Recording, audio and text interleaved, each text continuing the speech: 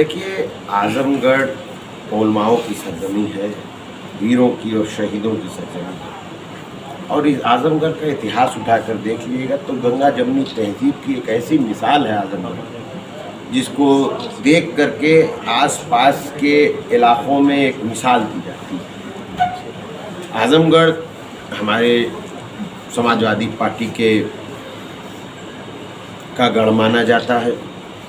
यहाँ आदरणीय नेताजी मुलायम सिंह यादव जी यहाँ से सांसद चुने गए हैं।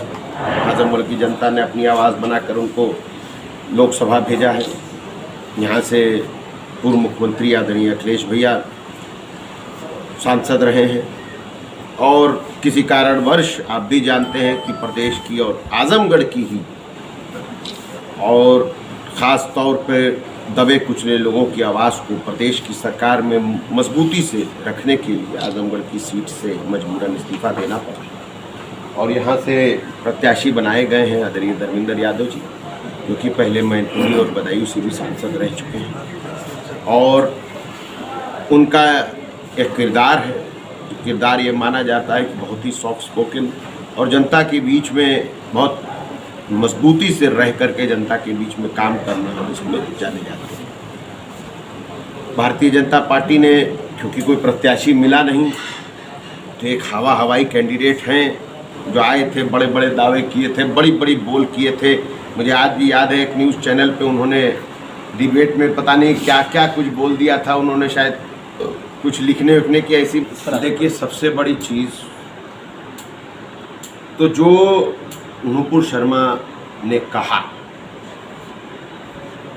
वो शर्मिंदगी की, इससे ऊपर की कोई मिसाल नहीं हो सकती है इस भारत के नागरिक होने के नाते और एक जनप्रतिनिधि होने के नाते, क्योंकि हमारा देश दुनिया में ये मिसाल है कि ये देश गंगा जमुनी तहजीब का देश है और दुनिया में मुसलमान जितना ज़्यादा अपने इस देश में अपने आप को महफूज समझता उतना कहीं नहीं समझता। दुनिया में दूसरे नंबर पर सबसे ज़्यादा मुसलमान हमारे देश में पाए जाते हैं। हमारे देश में कभी किसी मुसलमान भाई ने कभी मेरे किसी हिंदू देवी देवताओं के ऊपर कभी भी कोई अभद्र टिप्पणी नहीं की। ये सब कुछ हुआ है तो सिर्फ भारतीय जनता पार्टी के द्वारा दी गई शह के कारण हुआ। और उस शह का भी देखिए जवाब हुआ। एक कहावत है कि ऊपर वाली की लाठी बेआवाज़ होती है और वो लाठी पड़ी और घमंड चकनाचूर हुआ।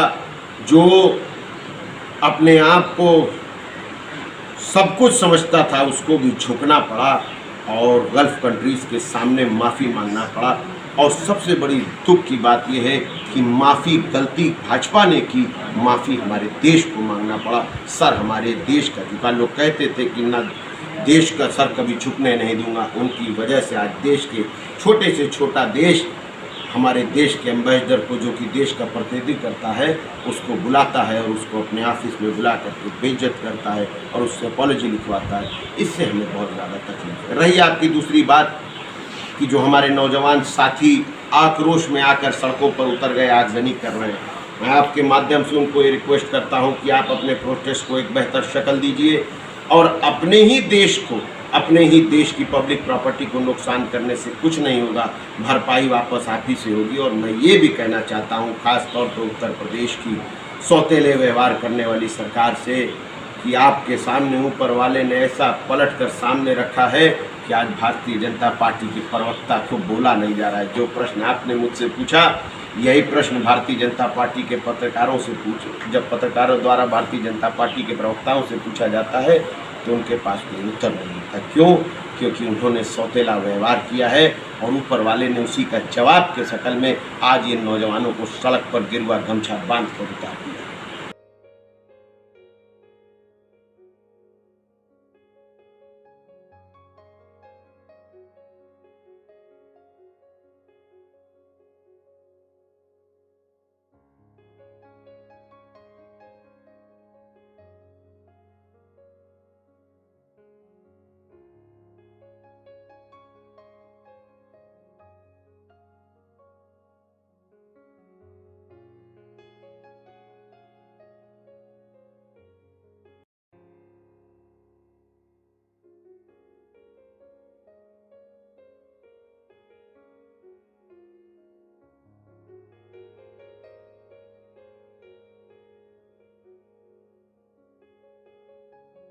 खबरें पसंद आई हों तो लाइक करें, शेयर करें, और अगर कुछ सुझाव देना चाहते हैं तो हमारे कमेंट बॉक्स में जरूर दे सकते हैं। अगर आप हमारे चैनल पर नए हैं और यह हमारे फेसबुक पेज को अगर आप देख रहे हो, तो अगर फेसबुक पेज देख रहे हो तो हमारे फेसबुक पेज को लाइक करें और हमें फॉलो करें, और अगर हमारे यूट्यूब चैनल को देख रहे हैं तो हमारे सब्सक्रिप्शन का बटन दबा के नोटिफिकेशन वाला बटन दबाएं ताकि आपको ताज़ा खबरों से अपडेट किया जा सके।